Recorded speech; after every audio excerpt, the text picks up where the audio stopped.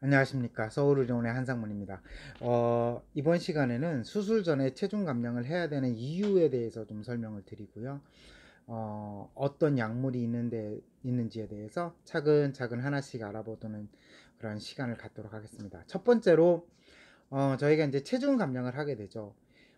제가 항상 이야기 드리는 문제지만, 고도비만 수술은 수술을 하는 방법도 중요합니다. 그렇지만, 더 중요하다고 생각하는 것이 바로 안전하게 수술을 하는 것입니다.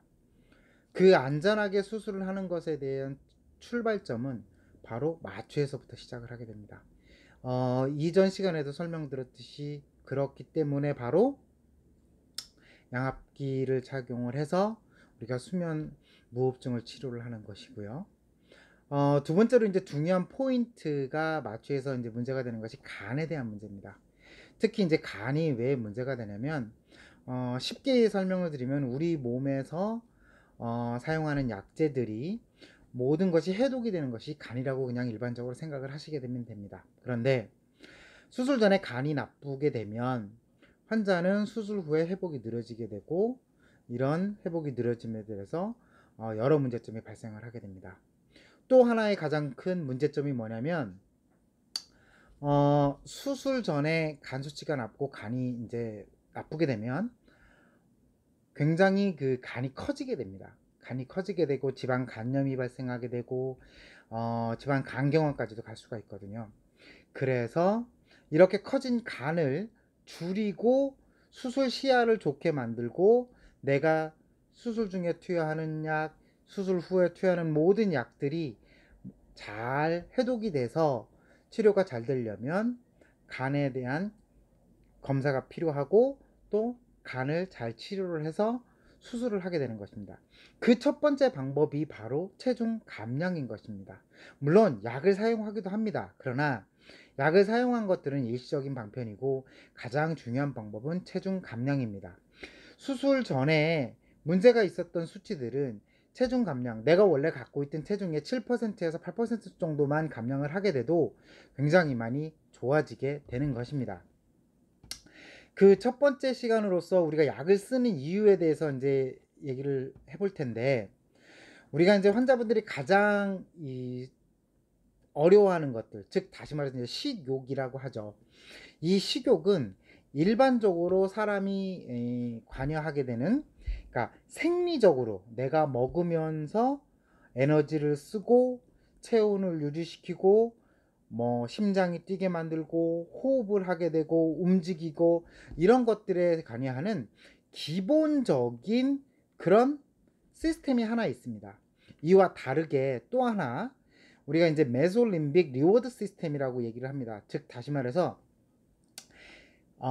쾌락적 식욕이라는 말을 얘기를 하는데요. 즉 내가 먹었을 때 난 먹는 것이 즐겁다, 기쁘다, 좋다, 이런 것들이 일반적으로 우리가 생리적이라고 말하는 식욕과는 다른 경로를 통해서 움직이게 됩니다.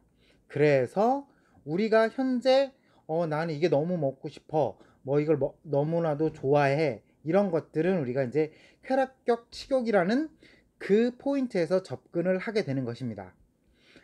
역시 이런 쾌락적인 식욕에 관계하는 것들의 이제 가장 중요한 게 뭐냐면 바로 도파민이라는 물질인데요. 이 도파민 분비에 의해 가지고 어떤 보상 경로의 활성과 관련이 되어 있습니다. 이런 것들은 내가 만약 맛있는 음식을 보게 됐다, 자극이 들어왔다고 생각을 하면 우리 몸에 있는 중간 뇌에 어떤 그 세그멘탈 에어리어 또는 그 서브스탄티아 니그라라고 표현을 하게 되는데, 여기를 자극하게 돼서 뇌의 일부분에 도파민을 분비하게 되고요. 이 도파민은 뇌 앞부분으로 이동을 하게 돼서 이런 자극에 대한 리워드, 보상감을 보상감을 일으키게 되는 것입니다. 그래서 일반적으로 말하는 생리적 식욕과는 조금 다른 작용을 하게 되는 것입니다. 이렇게 이런 쾌락적 식욕을 우리가 조절하는 것이 어떻게 생각을 하면 이런 약물 치료의 근본이라고 할 수 있겠습니다. 어, 이런 그 현재 항비만제, 즉 다시 말해서 약물요법에는 여러 가지가 있는데 제가 지금부터 이야기하는 것들은 아주 롱텀, 즉 다시 말해서 2년, 3년 이상 쓸 수 있도록 이렇게 되어 있는 약품들을 위주로 얘기를 드리려고 합니다. 첫 번째로 가장 많이 사용하는 약제를 얘기를 드리겠습니다. 바로 펜터민이라는 것인데요. 이것이 바로 여러분들이 알고 있는 나비입니다. 나비약이라고 하죠. 나비 모양으로 생겼습니다. 그래서 잘라 먹기도 하죠. 이 작용은 어떤 작용을 하게 되냐면 내 심장을 빨리 뛰게 만들고 이런 작용들을 합니다. 우리가 이제 혈압을 올리고 그 다음에 이 두뇌를 각성하게 만들고 또는 부작용으로서는 약간 그 우울증감을 일으킬 수도 있는 그런 약품입니다. 그런데 미국 FDA에서 이제 허가가 사용이 된 이후에 굉장히 현재까지도 굉장히 오랫동안 사용해지고 있는 약입니다. 그런데 현재 문제가 됐던 것들은 뭐냐면 너무 다른 약품과 고용량을 사용하는 것이 문제고요. 또 하나 다른 약품을 막 섞어서 정말 한 개의 제품을 사용하는 것이 아닌 뭐 5개, 6개, 8개 막 이렇게 쓰는 것들의 것이 가장 큰 문제입니다. 현재 이 펜터민이라는 약들은 보통 3개월 정도만 단기적으로 사용하게 되어 있는 것이 현재 사용하게 되어 있습니다. 현재 우리나라에서는 그 임상 결과를 보면 아디펙스라는 게 있습니다. 아디펙스가 있는데 이 여러 가지 제품들이 있는데 그 아디펙스가 우리나라의 비만 환자를 대상으로 해가지고 유효성이라든지 안전성에 대한 것이 평가되어 있고요. 또 하나 이 약을 복용한 사람들을 대상으로 해서 어떤 환자들한테 잘 듣는지 어떤 환자들한테는 좀 약발이 쉽게 말해서 적은지에 대해서 보고한 논문도 있습니다. 그 논문들을 보면 흡연을 하시는 분한테 조금 약의 작용이 떨어진다고 되어 있고요. 또 하나는 우리가 일상생활에서 운동량이 적은 사람들, 또 하나는 체질량 지수가 적은 27 밑에 있는 사람들, 또는 환자들이 외래에 방문하는 것들이 규칙적이지 못하고 방문을 잘 하지 않는 사람들에서 떨어진다고 되어 있습니다. 현재 이제 2019년도를 지남으로써 어떤 그 데이터들이 나오냐면 롱거텀, 즉 다시 말해서 오래 펜터민을 써도 괜찮냐에 대한 안전성과 효과성에 대한 논문이 나오기 시작을 했는데 13,000명, 즉 거의 14,000명에 대한 연구의 논문을 보면 24개월을 사용을 하더라도 그렇게 내 심장이라든지 어떤 혈관에 대한 위험성은 크게 문제가 되지 않더라. 즉 크게 쇼텀으로 사용했을 때하고 롱텀으로 사용했을 때, 즉 장기간 그 다음에 단기간 사용했을 때 크게 차이가 없다라는 논문들이 보고가 되었습니다. 또한 2019년도에는 어떤 그 중요한 것들이 있었냐면요.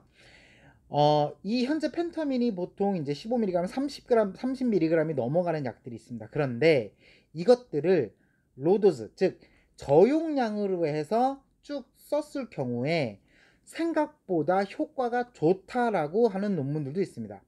즉 계속 간식을 먹거나 과자를 먹거나 이런 사람들은 3번을 저용량으로 해서 주자라는 게 주자라고 이야기를 하고 있고요. 또 하나는 아침을 건너뛰는 사람들한테는 아침과 오후에만 주자. 그래서 식욕을 떨어뜨려 보자 라고 얘기를 하고 있고요. 또는 저녁에 정말 많이 먹는 사람들, 아침하고 점심은 그렇게 많이 먹지 않는데 저녁에 많이 먹는 사람들한테는 그러면 오후에 한 번만 먹여보자. 이렇게 했을 경우에 효과가 생각보다 괜찮다라고 하는 논문들이 나오고 있습니다. 쉽게 말해서 펜터민은 습관이 조금 내가 그 음식의 습관을 조금 바꿔주는 약입니다. 그런데 단기간의 효과는 굉장히 좋습니다. 그래서 우리가 아주 적은 용량으로 이런 습관을 교정할 정도로 교정을 할 목적으로 사용하는 펜타민은 생각보다 반응이 좋은 걸로 되어 있습니다. 그리고 그렇지만 항상 생각해야 될 건 우리가 사이드 이펙트, 즉 부작용에 대해서는 주의를 해야 되고, 그런 부작용이 있었을 경우에는 그 약을 끊어야 된다는 것도 명심을 해야 될 내용입니다.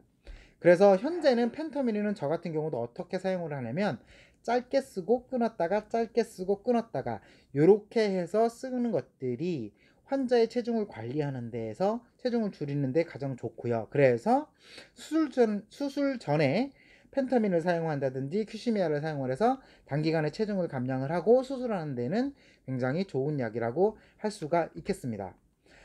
다음 시간에는 토피라마이트하고 큐시미아에 대한 내용들을 이야기해 드리도록 하겠습니다.